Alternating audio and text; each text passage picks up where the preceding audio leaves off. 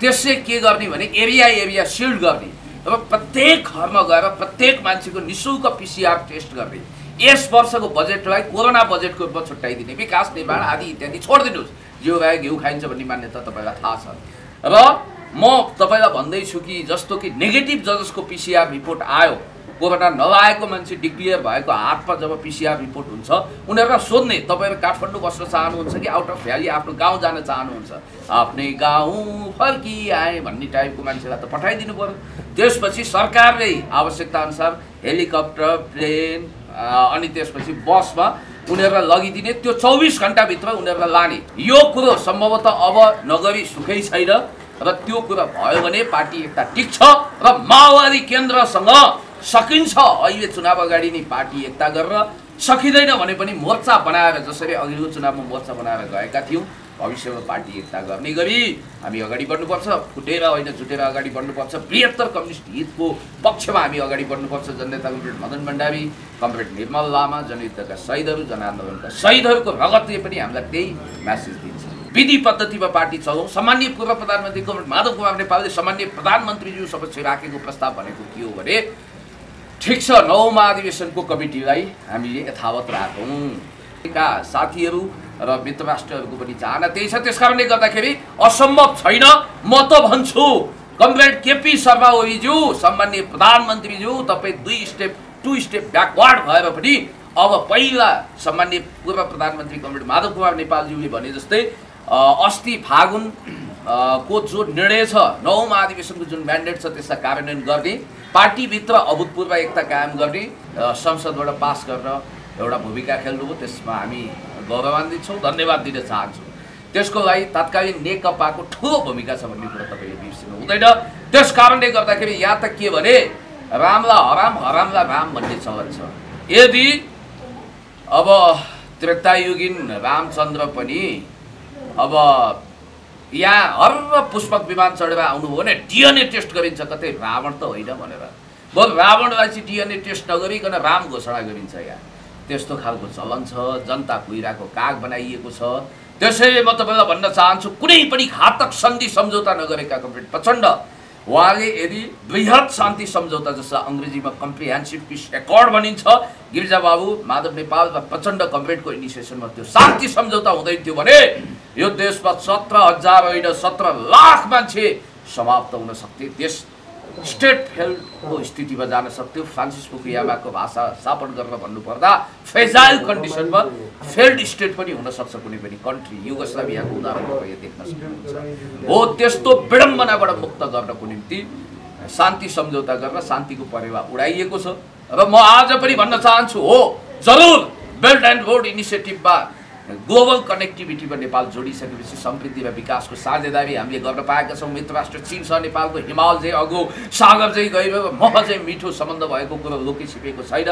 माओ त्से-तुङदेखि president सीसम्म त्यो सम्बन्ध एकदमै राम्रो 77 मा अगाडि बढिरहेको छ। र म तपाईँलाई भन्न चाहन्छु कि आज यो देशलाई शान्ति, समृद्धि, स्थिरता र विकासको पक्षमा अगाडि बढाउने हुने, देश जनता विकास समृद्धिको पक्षमा यदि हामी अगाडि बढ्ने, भ्रष्टाचार, अपराध, विकृति, विसङ्गति विरुद्ध हामीले निर्णायक रूपमा दावा बोल्ने हो भने यो जरुरी छ कि हामीले इक्विप्रक्सिमिटी अर्थात् समसामिप्यताको नीति अपनाउनुपर्छ। हामी भारत र चीन बीचको सेटेलाइट स्टेट होइन, बफर स्टेट हो। हामी दुई ढुङ्गा बीचको दल मात्र हेर्न आवश्यक पर्छ भने डाइनामाइट पनि बन्न सक्छौँ भन्ने कुरो तपाईँले बोल्नु हुँदैन। फरेन पोलिसीको एउटा मान्यता हुन्छ कि सेटेलाइट स्टेट अर्थात् क्लाइन्ट स्टेट हामी बन्दैनौँ। र सायद एउटा कुरा तपाईँलाई ख्याल गराउँछु कि म यो सरकार चाहिँ अहिले जो बनिरहेको छ, म नेकपा एमालेमा छु र मैले दुःखका साथ भन्नुपर्छ, यो भारतको निम्ति कम्फर्ट गभर्मेन्ट हो भनेर हामीले भनेको होइन। भारतीय संस्थापन मोदीका माइकहरूले भनिरहेका छन्। यसबारेमा तस्बिर आफै बोल्छ भने जस्तै छर्लङ्गै छ। थुन्सेमा जति बिरालो छोपेर राख्नुहोस्, अन्तत त्यसले के गर्छ? म्याउ गर्छ। 2075 सालमा जसरी माओवादी केन्द्र र नेकपा एमाले मिलेर एउटा वाम गठबन्धन बन्यो, केही समय अगाडि त्यसलाई सर्वोच्च अदालतले भङ्ग गरिदियो र अहिले यथास्थितिमा माओवादी केन्द्र र नेकपा एमालेमै कार्यरत छन्। अब यो पछिल्लो समयमा र यथास्थितिमा यो दुई पार्टीबीच एकता हुने सम्भावना कतिको छ पुण्यजी?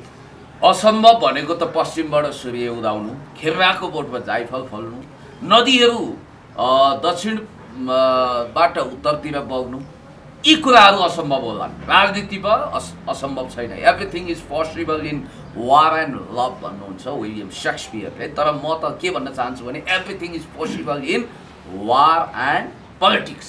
के असम्भव छ? जलाभरि टाउको ल्याउनु पैसा लानु भन्ने पनि त मिलेर आन्दोलन गरेको इतिहास छ। गिरिजाबाबुका कमरेड प्रचण्ड मिलेको होइन। गिरिजाबाबुलाई कमरेड प्रचण्डले त्यतिखेर महामन्त्रीको हैसियतले विज्ञप्ति जारी गर्नुहुन्थ्यो। हामी कार्यकर्ताहरू त्यतिखेर सर्कुलर लिएर हिँड्थ्यौँ। फाँसीवादी भनेर भन्नुहुन्थ्यो। गिरिजाबाबुले उहाँलाई केसम्म भन्न बाँकी राख्नु भएन, टेररिस्ट पनि भन्नु। तर पछि उनीहरू नै मिलेर आन्दोलन सफल गराएर शान्तिका परेवाहरू उडाएको इतिहास छ।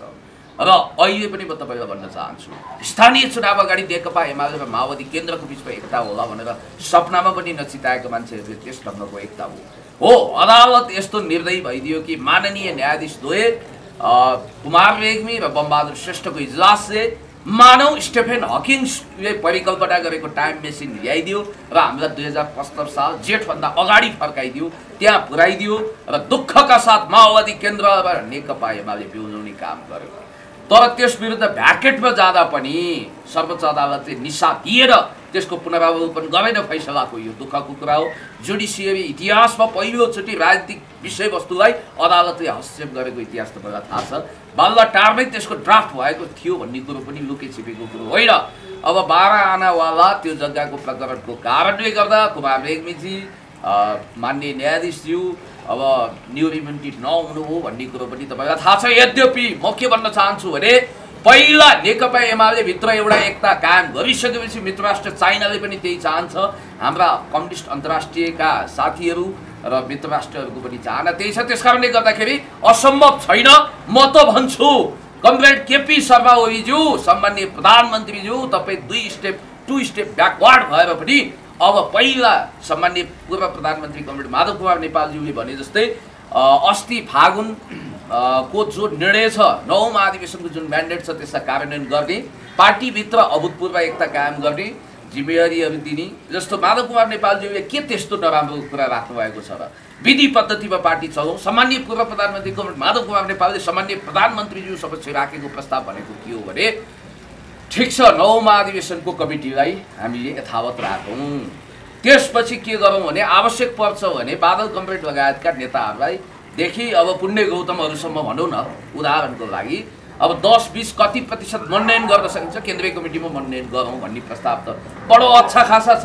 यसमा कसैले संदिग्धता वा सन्देह लिनु पर्दैन। त्यसकारणले गर्दाखेरि यो कुरो सम्भवतः अब नगरी सुखै छैन र त्यो कुरा भयो भने पार्टी एकता टिक्छ र माओवादी केन्द्रसँग सकिन्छ। अहिले चुनाव अगाडि नै पार्टी एकता गरेर सकिँदैन भने पनि मोर्चा बनाएर जसरी अघिल्लो चुनावमा मोर्चा बनाएर गएका थियौँ भविष्यमा पार्टी एकता गर्ने गरी हामी अगाडि बढ्नुपर्छ। फुटेर होइन जुटेर अगाडि बढ्नुपर्छ। बृहत्तर कम्युनिस्ट हितको पक्षमा हामी अगाडि बढ्नुपर्छ। जननेता कमरेड मदन भण्डारी, कमरेड निर्मल लामा, जनयुद्धका शहीदहरू, जनआन्दोलनका शहीदहरूको रगतले पनि हामीलाई त्यही म्यासेज दिन्छ। पुण्यजी, हामी अन्तमा छौँ। यहाँको विशेष समय र यस भनाइको लागि धन्यवाद। र मैले भन्न छुटाएका तपाईँलाई मनमा भन्न लागेको कुरा केही छन् भने कृपया राखिदिनुहोस् न। अब यस्तो मैले भन्नुपर्ने कुराहरू त धेरै छन्। जस्तो यो लकडाउन कोरोनाको बेलामा सरकारले गर्नुपर्ने आवश्यकता काम के हो? काम कुरो एकातिर कुम्लोबोकी ठिमीतिर भने जस्तो स्थिति भएन भन्ने मेरो स्पष्ट मत हो। र याद गर्नु होला जस्तो अहिले के गर्नु पर्थ्यो भने एकछिनको लागि देशैभरि जति पनि वडा छन् वडाध्यक्ष वा त्यहाँको प्रबुद्ध व्यक्तिको नेतृत्वमा कोरोना व्यवस्थापन तथा उपचार समिति गठन गर्ने। त्यसले के गर्ने भने एरिया सिल्ड गर्ने र प्रत्येक घरमा गएर प्रत्येक मान्छेको निःशुल्क PCR टेस्ट गर्ने। यस वर्षको बजेटलाई कोरोना बजेटको रूपमा छुट्याइदिने, विकास निर्माण आदि इत्यादि छोडिदिनुहोस्। जिउ खाए घिउ खाइन्छ भन्ने मान्यता तपाईँलाई थाहा छ। त्यसो गरिसकेपछि प्रत्येक घरमा जाने र टेस्ट गरिसकेपछि जसको पोजिटिभ रिपोर्ट आउँछ आवश्यकता अनुसार कतिलाई हस्पिटल कतिलाई आइसोलेसनमा राखेर। अब आइसोलेसनको लागि पनि गाह्रो छैन। काठमाडौँभरिका होटल गेस्ट हाउस र ठुला बिल्डिङमा आइसोलेसन बनाउने र त्यसको भाडा सरकारले तिर्दिने। किनभने 15 खर्ब जति बजेट जब तपाईँले कोरोनाको लागि छुट्याउनुहुन्छ भने त्यसमा आवश्यकता तपाईँले विदेशी डोनरसँग हात थाप्नु पर्दैन। र म तपाईँलाई भन्दैछु कि जस्तो कि नेगेटिभ जसको PCR रिपोर्ट आयो कोरोना नलागेको मान्छे डिक्लियर भएको हातमा जब पिसिआर रिपोर्ट हुन्छ उनीहरूलाई सोध्ने तपाईँहरू काठमाडौँ बस्न चाहनुहुन्छ कि आउट अफ भ्याली आफ्नो गाउँ जान चाहनुहुन्छ आफ्नै गाउँ फर्की आए भन्ने टाइपको मान्छेलाई त पठाइदिनु पर्यो। त्यसपछि सरकारले आवश्यकताअनुसार हेलिकप्टर प्लेन अनि त्यसपछि बसमा उनीहरूलाई लगिदिने, त्यो 24 घण्टाभित्र उनीहरूलाई लाने। 24 घण्टा पछाडिको पिसिआर रिपोर्ट बासी हुन्छ, त्यसपछि उसलाई फेरि रोग लाग्ने सम्भावना हुन्छ र उसलाई उता पठाइदिने। र अब विनोद चौधरीलाई लायो भने त ऊ आफैले गर्छ। धनाढ्यहरूको हकमा यो बेग्लै व्यवस्था हुनसक्छ, तर गरिबहरूको हकमा चाहिँ। अनि अर्को कुरो, होटल व्यवसाय पर्यटन व्यवसाय धाराशायी भएको छ र उनीहरूलाई उचित क्षतिपूर्ति दिने र काठमाडौँका घरबेटीहरू जसले भाडा लिन्छ उसलाई कारबाही गर्ने यो नीति पनि ल्याउनुपर्छ लकडाउनको अवधिमा। यति गरिसकेपछि नाका सिल गर्ने, चरमोसो हिँड्न नदिने र उपचार चाहिनेलाई उपचार गर्ने, अक्सिजनको सिलिन्डर कम नगर्ने र सुविधा सम्पन्न हस्पिटलको व्यवस्था गर्ने, मित्र राष्ट्र चाइना लगायतका देशहरूको सहायता लिने। यसो गर्यो भने कोभिडको मजासँग व्यवस्थापन हुन्छ र कोभिड-19 कोरोनाबाट देशले मुक्ति पाउँछ। हुन्छ, धन्यवाद पुण्यजी।